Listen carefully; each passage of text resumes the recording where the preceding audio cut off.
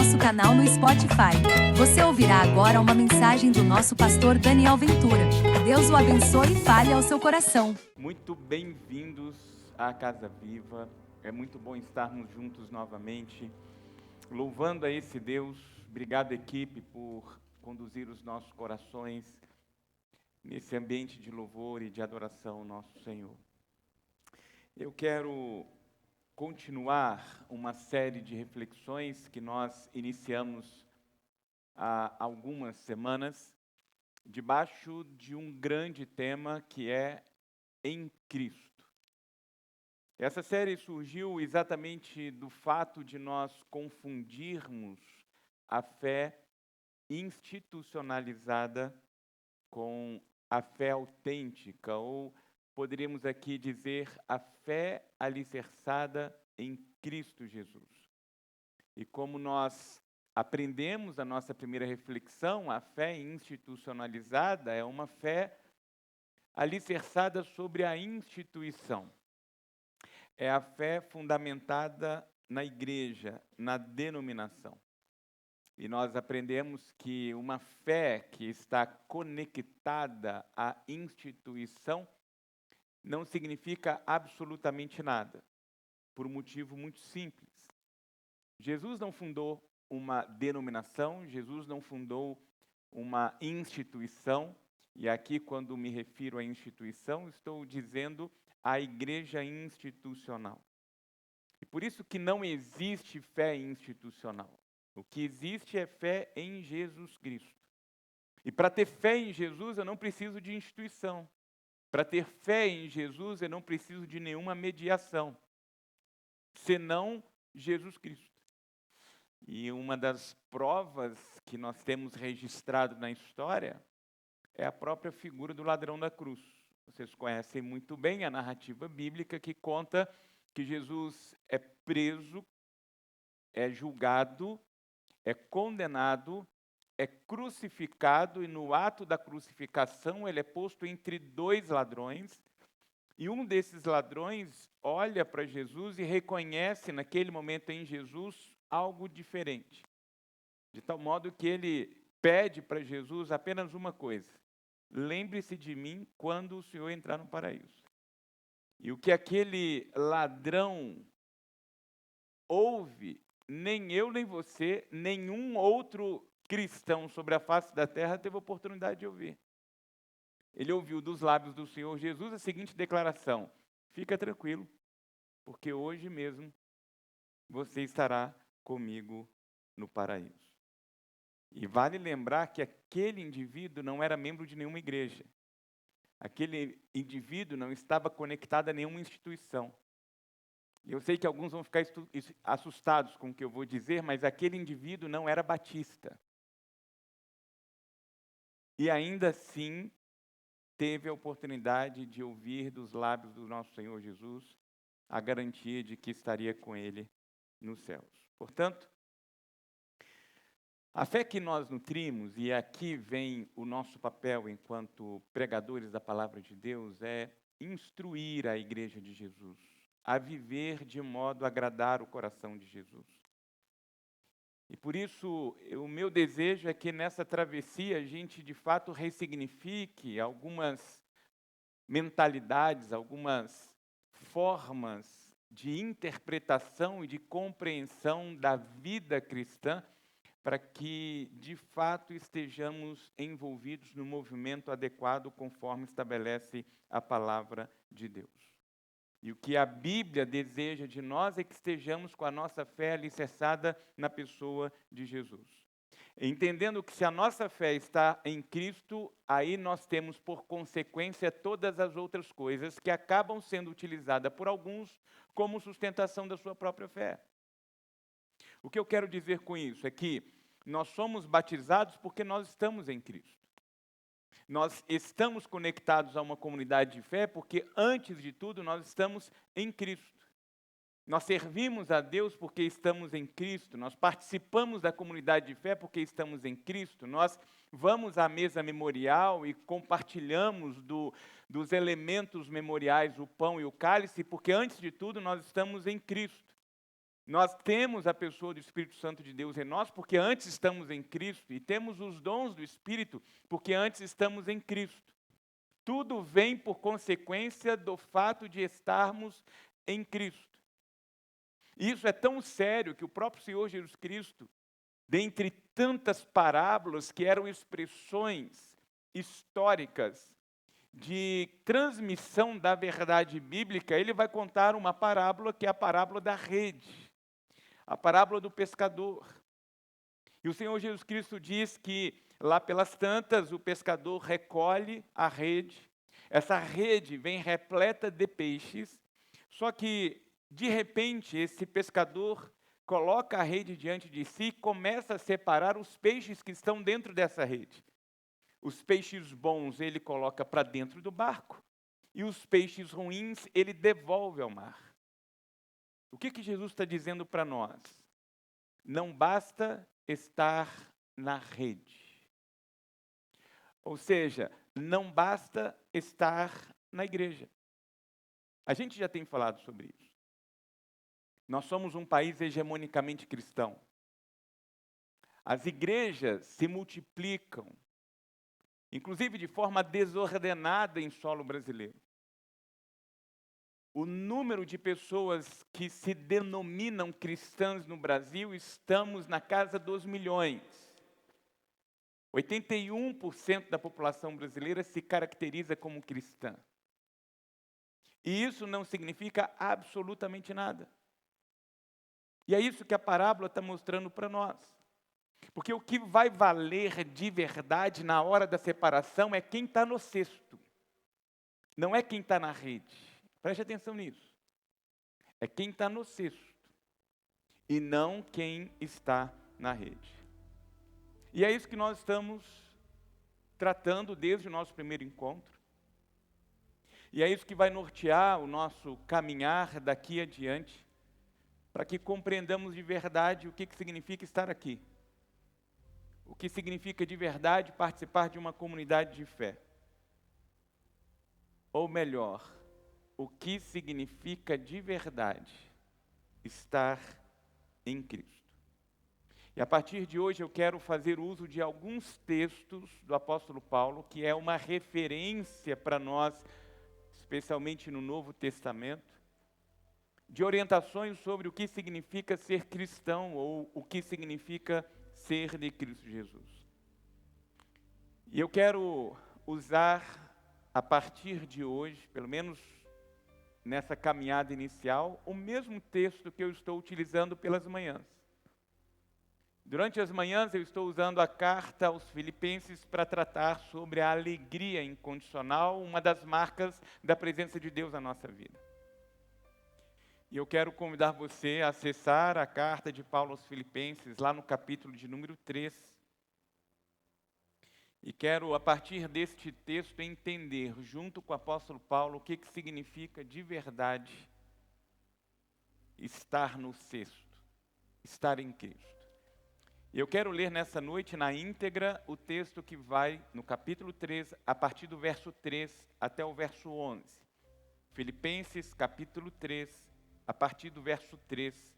O texto será projetado para que você possa acompanhar, leitura que faço na NVI. O que nós vamos encontrar aqui é uma experiência referencial do apóstolo Paulo, a partir da sua descoberta de que, na verdade, ele estava identificado com um sistema institucional religioso. Veja o que ele diz aí, a partir do versículo 13, do capítulo 3 da sua carta aos Filipenses. Pois nós, os que somos a circuncisão, nós que adoramos pelo Espírito de Deus, que nos gloriamos em Cristo Jesus e não temos confiança alguma na carne, embora eu mesmo tivesse razões para ter tal confiança. Se alguém pensa que tem razões para confiar na carne, eu ainda mais. Circuncidado no 8º dia de vida, pertencente ao povo de Israel, à tribo de Benjamim, verdadeiro hebreu. Quanto à lei, fariseu. Quanto ao zelo, perseguidor da igreja. Quanto à justiça que há na lei, irrepreensível. Mas o que para mim era lucro, passei a considerar perda por causa de Cristo. Mais do que isso, considero tudo como perda comparado com a suprema grandeza do conhecimento de Cristo Jesus, meu Senhor, por cuja causa perdi todas as coisas. Eu as considero como esterco para poder ganhar a Cristo e ser encontrado nele, em Cristo, não tendo a minha própria justiça que procede da lei, mas a que vem mediante a fé em Cristo. A justiça que procede de Deus e se baseia na fé. Quero conhecer a Cristo, ao poder da sua ressurreição e à participação em seus sofrimentos, tornando-me como ele em sua morte, para de alguma forma alcançar a ressurreição dentre os mortos. E o que eu quero nessa noite é destacar aquilo que Paulo era. Porque o que Paulo era antes da sua conversão ou do seu encontro com Cristo Jesus era um homem religioso. O que Paulo era antes da sua conversão era um homem zeloso. E ele era, você conhece muito bem, participante de uma estrutura religiosa, batizado nessa estrutura, fiel seguidor dessa estrutura. Aquilo que nós, no nosso primeiro encontro, chamamos de cristão como identificação de alguns hoje àqueles que estão vinculados à igreja local. As pessoas olham alguém caminhando com a Bíblia debaixo do braço ou estando relacionada a um determinado núcleo de pessoas que se identificam como uma comunidade de fé, como cristãos. E o que nós temos aprendido, e vamos reforçar nessa caminhada, não necessariamente. Não significa que estamos dentro das quatro paredes da igreja institucional, que estamos necessariamente identificados com Cristo Jesus. E o apóstolo Paulo nos mostra isso. E sabe o que é mais interessante? É que quando a gente vai olhando para a trajetória do apóstolo Paulo, a gente vai vendo o apóstolo Paulo identificado com a institucionalização da fé. Veja o que ele diz aí no verso de número 4. Se alguém pensa que tem razões para confiar na carne, eu ainda mais. O que ele está dizendo em primeiro lugar é, eu estou diretamente identificado com o rito. Ele diz no versículo de número 5, olha, logo que eu nasci, como a lei de Levítico mandava, o que eu fiz? Eu fui circuncidado ao 8º dia. Então, diz ele, se for por uma questão de rito, eu estou identificado com isso. Eu faço parte desse movimento. E eu pergunto, trazendo para os nossos dias, qual é hoje o nosso elemento prático que pode ser comparado à circuncisão do 8º dia do povo judeu?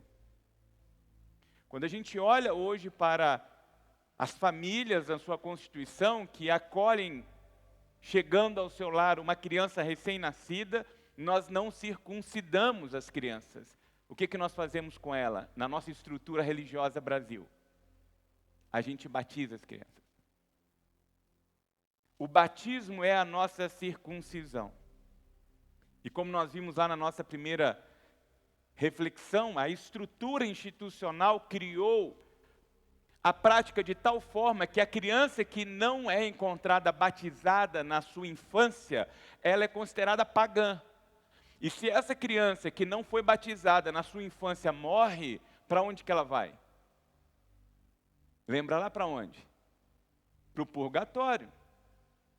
O problema é que o Papa destituiu o purgatório. Aí fica aquela dúvida, para onde foram as almas que estavam no purgatório? Não adianta me perguntar. Mas esse era o elemento estabelecido pela própria igreja para criar o vínculo do indivíduo com a institucionalização, que começava com o seu batismo na chegada à vida e terminava com a extrema-unção na partida da vida. E o tempo todo vinculado. Ou seja, desde os primeiros dias de vida, a criança, ela tinha consciência de que ela deveria estar atrelada a uma instituição. Só que a gente sabe muito bem que seja lá pela prática ou pelo rito batismal infantil, a criança que está sendo entregue ao ato batismal não faz sequer ideia do que está acontecendo com ela. E é interessante porque às vezes a gente tem a tendência de olhar apenas para o lado de lá e tecer determinados comentários para o lado de lá, mas nós temos do lado de cá o nosso rito. Nós temos do lado de cá o nosso batismo infantil. Qual é o batismo infantil dos protestantes, especialmente dos batistas? A apresentação das crianças. É o nosso movimento, é o nosso rito.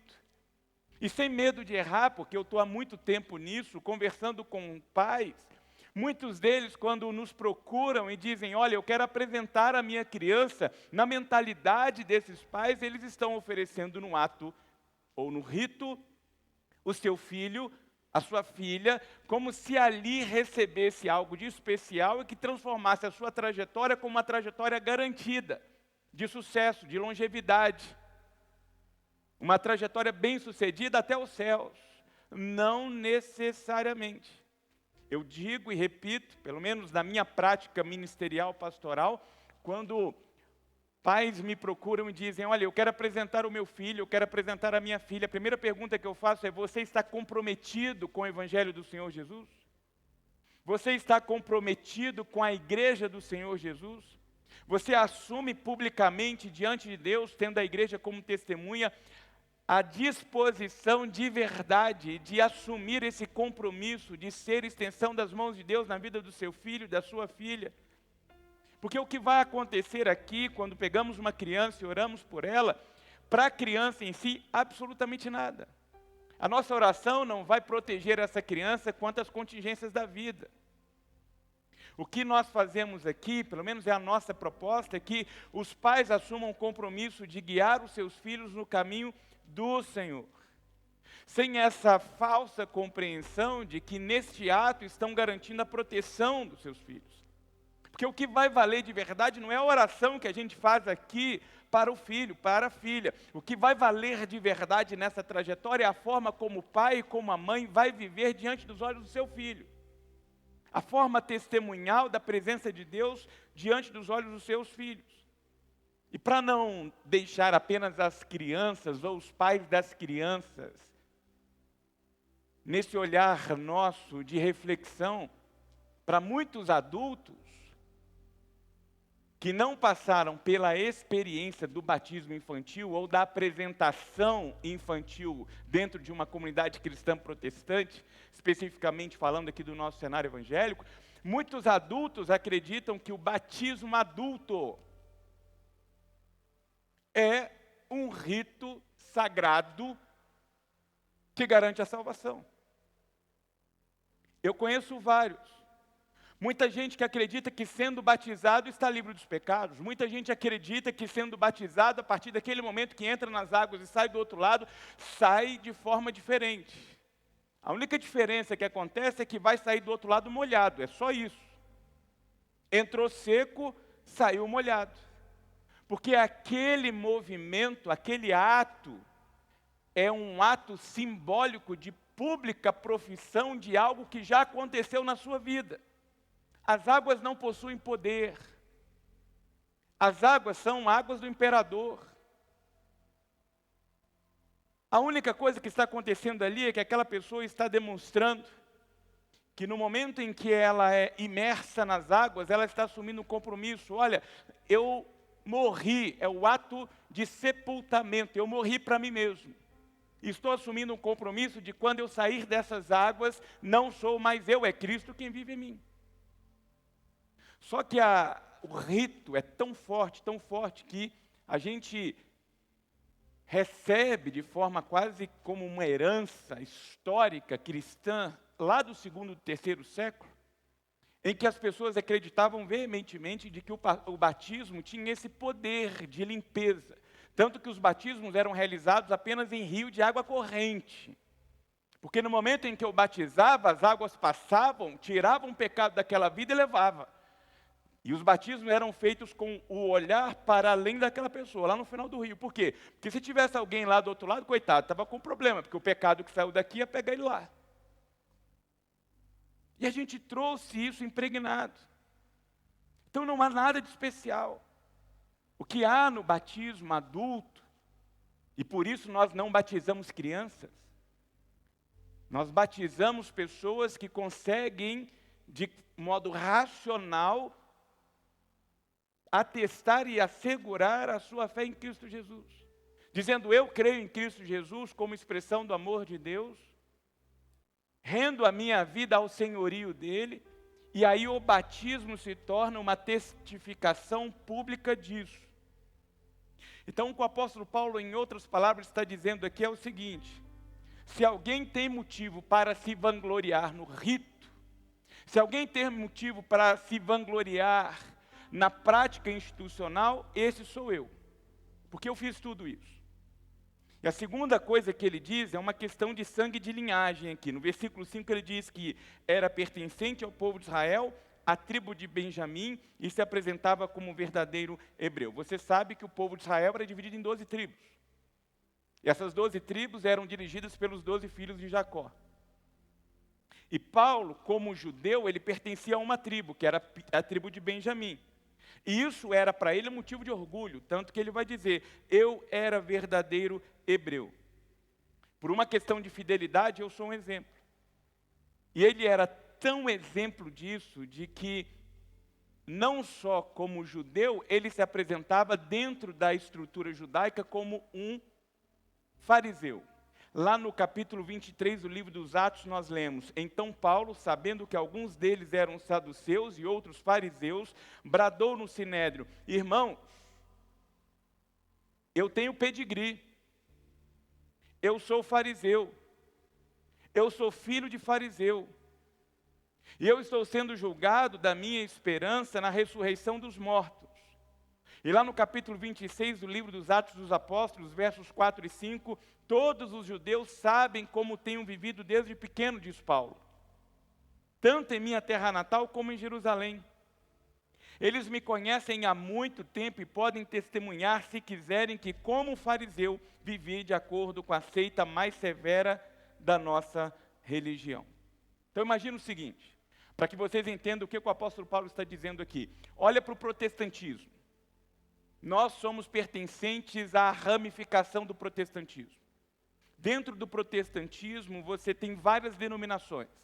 Então, entre os protestantes, nós temos os presbiterianos. Entre os protestantes, nós temos os congregacionais. Entre os protestantes, nós temos os batistas. E, de igual modo, você tem o judaísmo.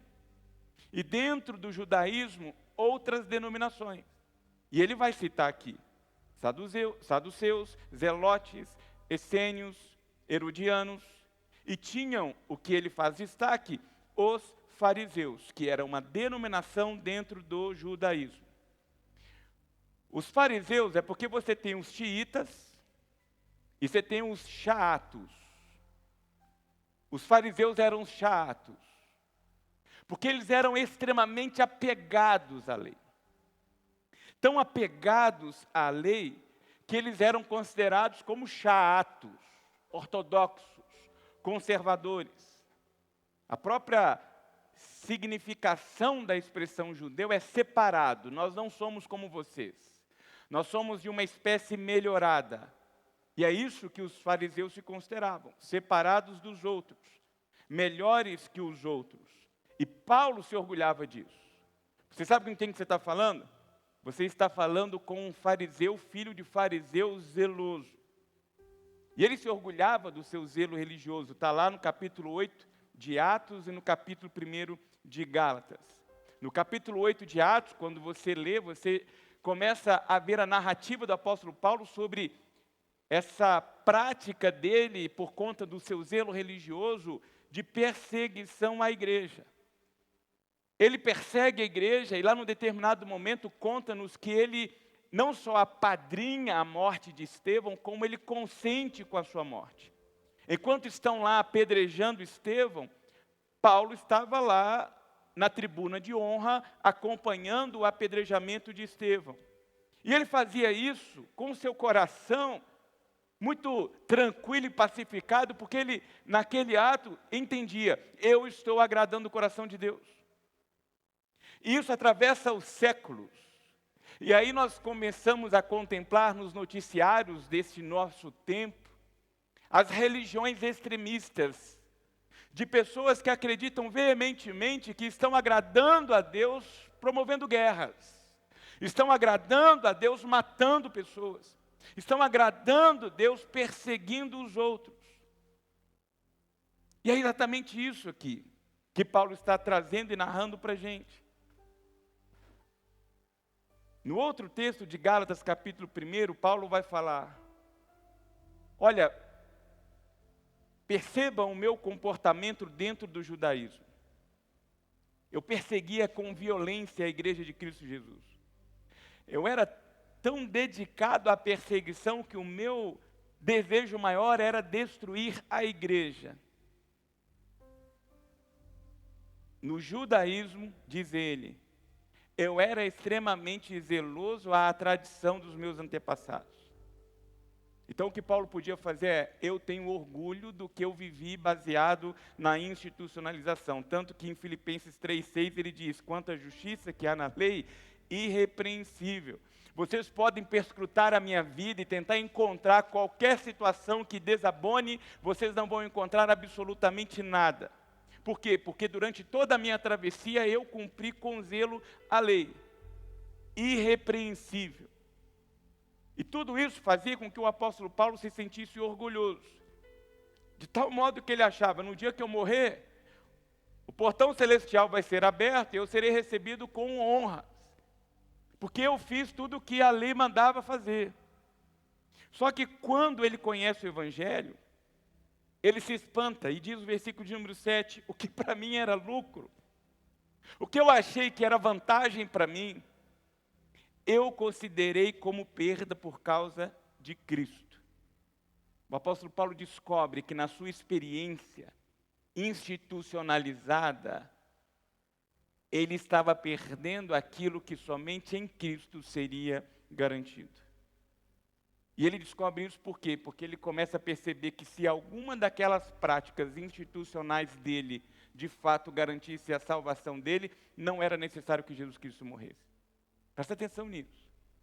Se qualquer atitude nossa se torna mérito para a nossa salvação, nós podemos rasgar a cruz de Cristo, porque não há razão nenhuma de Cristo ter vindo ao mundo. E é isso que nós precisamos colocar na nossa cabeça, porque tem pessoas hoje que acreditam nisso. Ah, eu não roubo, eu não mato, eu não faço mal a ninguém, eu estou com o meu passaporte garantido para os céus. Não! Você pode ter sido abençoado e abençoada de ter nascido num lar, com valores, com princípios, com uma boa educação, com uma boa criação, e nem por isso, por você ser uma pessoa de bem, com bons comportamentos, garantirá seu ingresso nos céus. Porque se tiver qualquer tipo de atitude em você que garanta a você a entrada aos céus, não há razão alguma para Deus ter se feito homem e habitado entre nós. Isso é tão sério, que o Senhor Jesus Cristo vai dizer: cuidado. Porque tem pregadores por aí, pessoas se apresentando como pregadores da palavra de Deus, convertendo pessoas aos montes pelo mundo, e não por isso são de Deus. Pessoas que estão dentro da igreja, cantam, tocam, fazem e acontecem. Dizem Senhor, Senhor, oram, piedosos. Pessoas que são tementes, mas nem por isso pertencem ao reino de Deus. Sabem versículos, postam versículos, sabem cantar, sabem contar a história e nem por isso têm garantida ou garantido acesso ao reino dos céus. E foi exatamente isso que Paulo descobriu. Ele aprendeu que ao encontrar-se com Cristo, aquilo que ele havia vivido durante toda a sua vida não tinha valor algum. O que valia era estar em Cristo. E aqui eu volto com um texto que nós vamos usar sempre ao nosso final, que é 2 Coríntios capítulo 5, verso 17, em que ele mesmo, Paulo, diz: Aquele que está em Cristo, nova criatura é. As coisas antigas já passaram, eis que tudo se fez novo. Esse é o nosso ponto de partida. Nós vamos começar aceitando que as nossas instituições, que a nossa fé nesse sistema, e cuidado, porque nós podemos estar conectados a um sistema religioso de mais de 2.000 anos de história e ainda assim não herdarmos o reino dos céus. Eu sei que essa não é uma palavra tão confortável de se ouvir, sobretudo frente a tantas outras mensagens que têm sido apregoadas por aí, especialmente pela geração coach do evangelho gospel ralo, mas são as palavras que Deus deseja que possamos, como comunidade dele nesse tempo, refletir. Porque o desejo do Senhor Jesus é, no dia em que a rede for puxada, nós sejamos contabilizados entre os peixes bons, que identificados pelo seu modo de vida, serão colocados no cesto e não devolvidos. E esse aqui é o grande ponto que vai diferir aqueles que estão na igreja, aqueles que estão no sistema institucional, daqueles que estão conectados à pessoa de Cristo Jesus. E o que eu desejo nessa travessia é que nós compreendamos isso. Ou estaremos com a nossa fé firmada em Cristo, ou nós seremos identificados como qualquer pessoa que jamais se comprometeu com a própria igreja de Cristo. Perceba, nós podemos estar dentro da igreja e podemos ser identificados como um ateu que nunca professou a sua fé genuinamente em Cristo. Porque eu posso estar na igreja e não estar com a minha fé alicerçada em Cristo. E o fato de estar na igreja me assemelha àquele que está fora da igreja, porque tanto eu dentro da igreja quanto aquele que está fora da igreja não estamos com a nossa fé alicerçada em Cristo. Isso significa que podemos estar dentro da igreja e sermos identificados com qualquer incrédulo que jamais pegou a Bíblia e leu. Estaremos tão perdidos como qualquer um deles. E o que eu desejo, e eu quero orar nesse momento com você, por mim, é que nessa dinâmica nossa de vida, nós entendamos a nossa responsabilidade. E eu queria que você, de fato, fizesse aí um exercício de autorreflexão e pensasse onde de verdade você está no que diz respeito a Jesus Cristo e onde Jesus Cristo verdadeiramente está dentro da sua vida e da sua rotina de vida. Porque nós podemos estar conectados a uma comunidade institucional, nós podemos ter ritos conectados a esta instituição religiosa e ainda assim estarmos perdidos por não estarmos com os nossos corações conectados à pessoa de Jesus Cristo. Por isso eu quero convidar você a fechar os seus olhos e curvar a sua cabeça e ter aí o seu momento de oração a partir de uma autorreflexão. O que de verdade tem trazido você a esse local? Quais são as motivações que fazem com que você saia da sua casa e venha aqui, a esse ambiente? Se a sua resposta não for a pessoa de Jesus Cristo, você precisa, nesse momento, rever as suas motivações e as razões pelas quais você tem buscado se identificar como um cristão. E nesse ato de autorreflexão, Eu quero convidar você a assumir verdadeiramente um compromisso com Deus. E essa palavra é para você que conhece a Bíblia, para você que crê em Jesus, para você que porventura está há anos nessa travessia de envolvimento com a igreja institucional. Peça a Deus, eu não quero me perder em meio à institucionalização da fé. Eu quero verdadeiramente crer em Jesus como meu Senhor e como meu Salvador. Eu quero consagrar o meu coração, quero consagrar a minha vida, entendendo que em Cristo Jesus, tudo o que eu vier a fazer terá bom êxito, não apenas por conta dos meus esforços, mas porque o que eu faço para agradar o coração de Deus, e faço para agradar o coração de Deus, consciente de que a minha vida está em Cristo Jesus. E eu preciso honrar a pessoa de Cristo Jesus, autor e consumador da minha fé. E se porventura você que está aqui nesta noite, vem alicerçando a sua fé na institucionalização da religião, dos dogmas, dos paradigmas, da historicidade da fé, peça agora a Deus, eu quero de verdade conectar o meu coração, o coração do Senhor, para que quando eu me dirigir a este local, eu possa ter como motivação a pessoa do Senhor. Eu quero antes de tudo me encontrar com o Senhor, ser esbarrado pelo Senhor, ter a minha mente, o meu coração transformados pela experiência de estar com o Senhor, para que aquilo que eu cante aqui não sejam apenas palavras soltas ao vento, mas sejam expressões genuínas de um coração conectado ao coração do Senhor.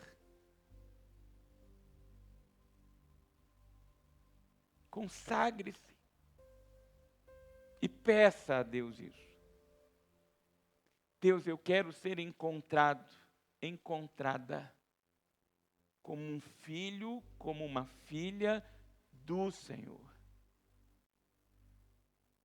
Porque o mais importante para mim é o Senhor.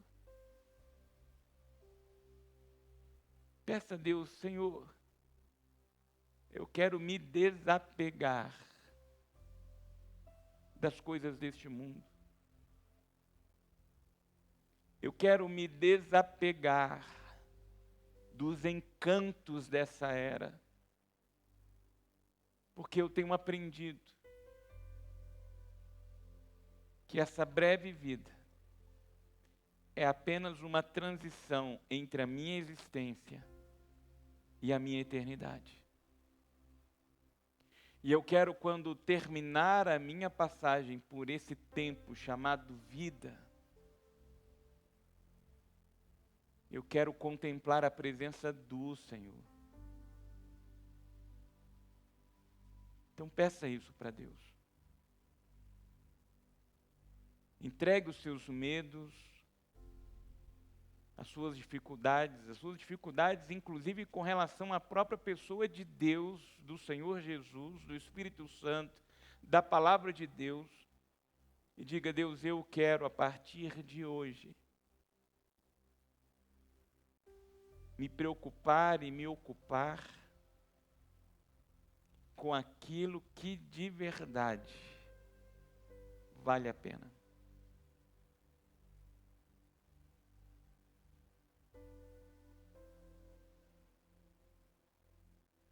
E eu queria encerrar contando para você uma história de um rei que, situado dentro de um contexto histórico, possuía 4 esposas. E um belo dia, esse rei foi acometido de uma enfermidade, chamou o médico da corte real, e disse: olha, eu estou com esse sintoma e gostaria de um diagnóstico. O médico então pegou, fez os exames, refez os exames e voltou com um diagnóstico preciso ao rei e disse: rei, está aqui o resultado dos exames. E o laudo final é que o senhor tem apenas 6 meses de vida. O rei ficou prontamente reativo àquela palavra de diagnóstico e disse: não, eu quero que você refaça. E o médico da corte disse: rei, eu não me atreveria a vir à tua presença sem antes ter atestado esse diagnóstico. Estão aqui os laudos e os exames feitos e refeitos que apontam apenas 6 meses de vida. O rei então, desolado, se afasta, fica ali durante um determinado tempo nos seus aposentos, quando então aceita aquela verdade e decide tomar algumas atitudes diante de um cenário agora de curto tempo de existência. Ele então chama sua primeira esposa, prepara um almoço com toda a estrutura necessária para demonstrar o seu amor, o seu afeto a ela. Ela se achega, se assenta, compartilham da refeição, e ao final do almoço ele se dirige para aquela mulher e diz: você me ama? Ela olha para o rei e diz: claro que eu te amo. E ele então volta para aquela esposa e pergunta: você morre comigo? Ela olha para ele e fala assim: não. É claro que não. Você acha de verdade que eu vou morrer com você? Eu casei contigo por causa do seu dinheiro. O que vai acontecer no máximo é que você vai morrer, eu vou arrumar alguém mais jovem que você e vou gastar o seu dinheiro. Imagina o camarada que já está com a morte anunciada agora perguntar se aquela que atravessava a existência como seu cônjuge revela o seu amor de forma apenas verbal, mas não concretiza esse amor de forma sacrificial. Aí, desolado, ele volta para os seus aposentos. Aí ele se lembra da segunda esposa, prepara um jantar, cheio de requinte, jantam, ele compartilha o diagnóstico e diz: olha, eu quero saber de você uma coisa, você me ama? E aquela esposa disse: é claro que eu te amo. E aí ele volta para aquela esposa com a mesma pergunta que havia feito para a primeira: você morre comigo? A segunda esposa disse: jamais. Eu gastei muito produto da Mary Kay, muito boticário, muito sei lá o que vocês mulheres utilizam. Você acha que eu vou jogar esse corpinho para debaixo da terra? Tem muitas horas de academia aqui. O não, jamais. O que eu vou fazer é curtir a vida. Eu não tenho culpa de você estar adoentado e morrer. Eu não vou morrer. Passado um tempo, ele chama a sua terceira esposa, prepara um brunch para ela, manda trazer flores do Jardim Real e, de igual modo, compartilha com ela o diagnóstico. Ao final do diagnóstico, pergunta para ela se ela o amava. Ela disse: claro que eu te amo.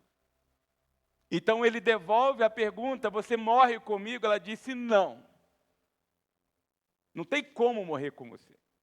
O que eu posso fazer, no máximo, é segurar a alça do seu caixão até o final, sepultar você, jogar a última pá, mas não tem como eu morrer com você. O rei então volta para o aposento.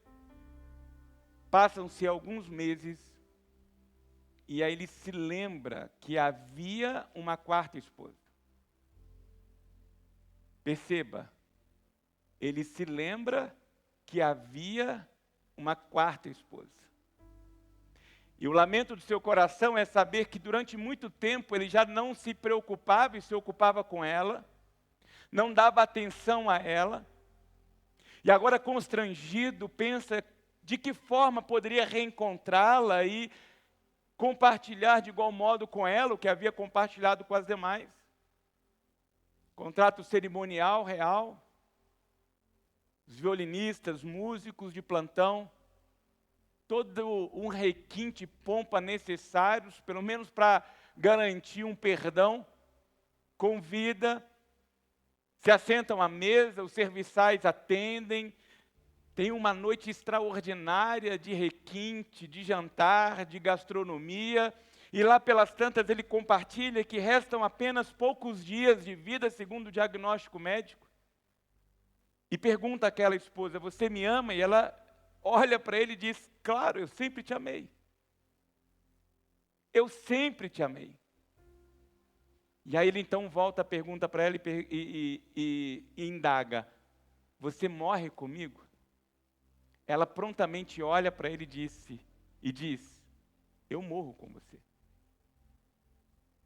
Com certeza eu morro com você. A primeira esposa é o seu carro, seu emprego, sua casa, suas credenciais, seus diplomas, seu patrimônio, seus bens, que no dia que você morrer, não vão com você. O máximo que vai acontecer é quem ficar aqui dilapidar tudo que você levou uma vida para conquistar. Essa é uma verdade, está lá no livro dos Eclesiastes. Eu já contei para vocês, minha esposa, Natália, trabalhava à época na TAM, não era ainda Latam, quando ocorreu aquele acidente aéreo da companhia, num processo de pouso da aeronave no aeroporto de Congonhas, que quando percebeu que não conseguiria parar a aeronave, arremete a aeronave e choca-se contra o prédio da própria companhia. Natália coordenou a equipe de crise do IML em São Paulo, que estava recebendo os corpos dos familiares que haviam falecido, que boa parte daquele agrupamento era de Porto Alegre. Dentre tantas histórias, ela narra uma que foi chocante.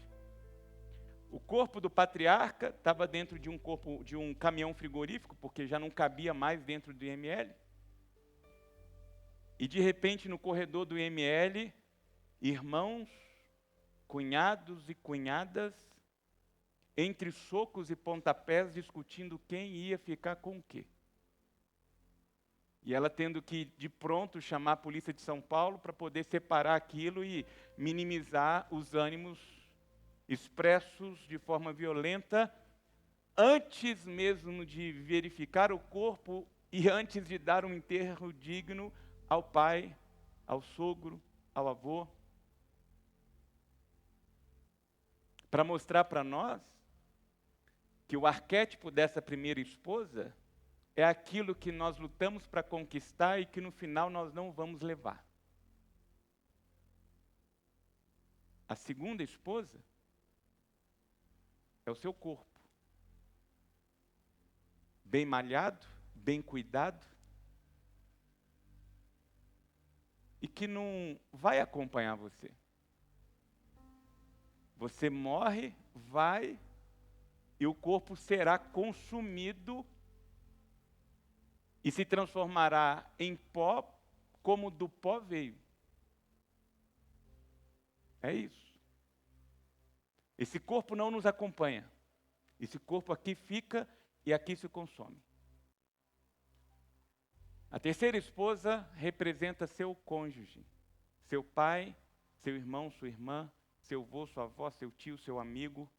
Gente querida, apaixonada por você, que no máximo vai conseguir segurar a alça do caixão, te levar até o último instante, jogar você para debaixo da terra, vai ficar lá até o último segundo, vai jogar o último punhado de terra, vai fazer reflexões sobre você, vai tecer palavras sobre você, mas não vai com você. Volta para a vida, com dor, com saudade, em luto, mas não vai com você. A quarta esposa é a sua alma. É o que essencialmente você é. e que por vezes nós não nos preocupamos, nós não nos ocupamos, nós não cuidamos, que é exatamente aquilo que vai ultrapassar essa existência e vai se colocar na eternidade, e nisso cremos. E o que vai garantir a subsistência dessa alma na eternidade, na presença de Deus, é a maneira como definimos a nossa trajetória aqui em Cristo.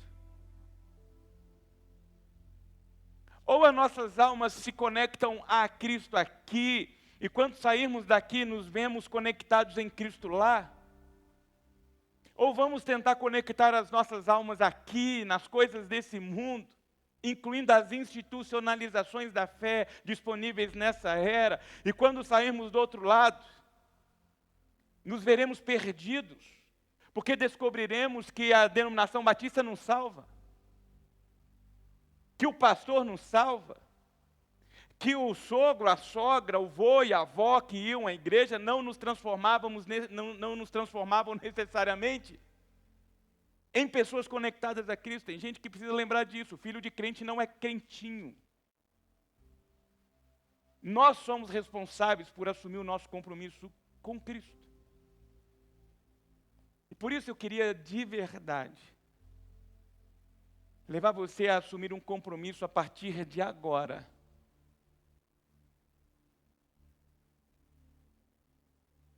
Em levar Deus a sério. E parece tão óbvio isso. Mas eu sei que quando nós sairmos daqui, nós vamos para a rotina das nossas existências.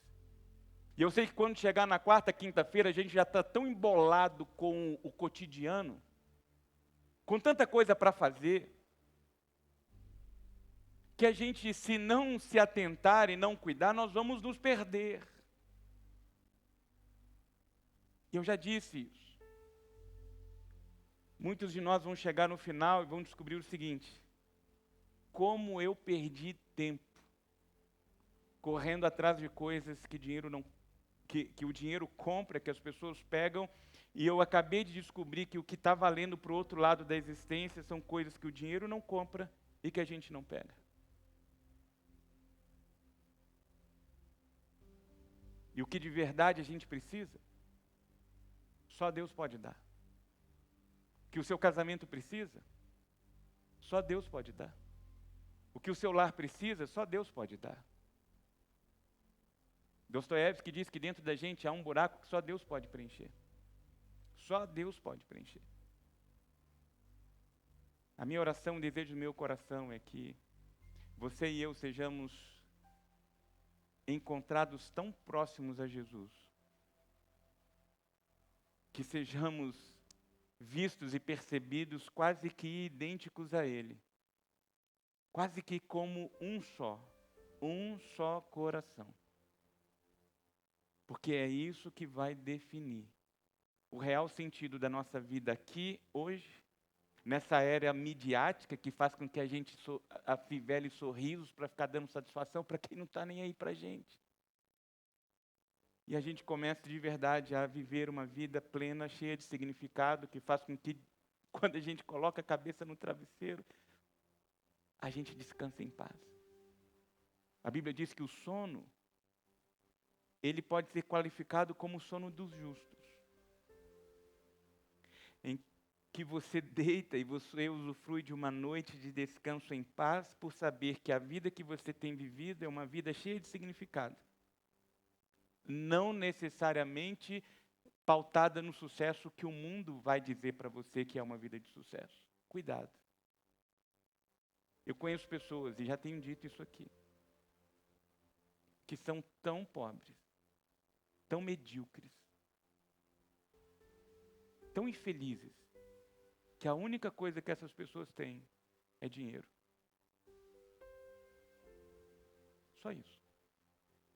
Casamentos figurativos, relacionamentos parasitas, pessoas que já perderam o significado de ser, porque se perderam nessa trajetória, tentando preencher o vazio das suas almas com algo que não será capaz de dar real significado à nossa existência. Pai, nós colocamos os nossos corações e as nossas vidas diante do Senhor.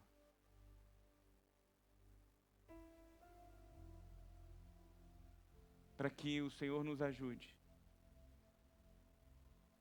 a transformar a nossa rotina num ambiente de experiência com o Senhor.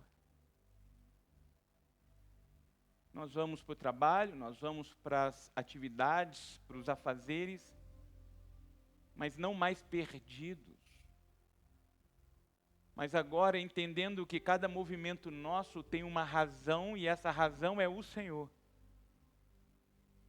Então, quer ensinando, quer vendendo, quer protocolando, quer fazendo o que for, eu sei que o meu coração está conectado ao coração do Senhor. E eu desejo, com aquele ato, agradar o seu coração. Ajuda-nos nisso. Nós não queremos ser reconhecidos como os da fé institucionalizada, não.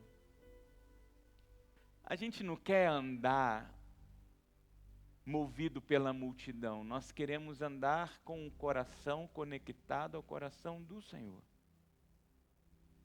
Por isso nós nos rendemos diante de Ti e pedimos em nome de Jesus que possamos nos ocupar e nos preocupar com aquilo que de fato faz sentido para a gente. E o que faz sentido real para a gente, os bens desse mundo não serão capazes de adquirir. As nossas mãos não serão capazes de tocar.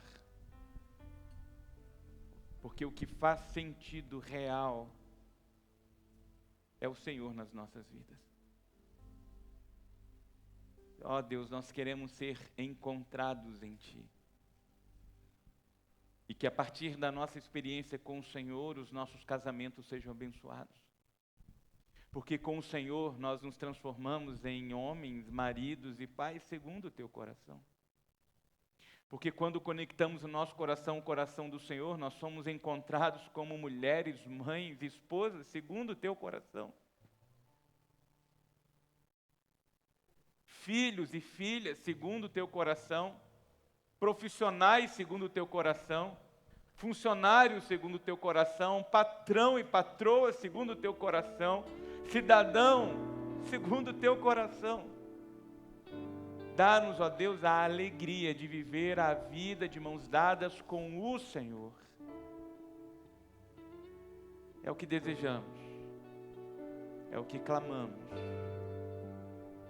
No precioso nome de Jesus. Amém e amém.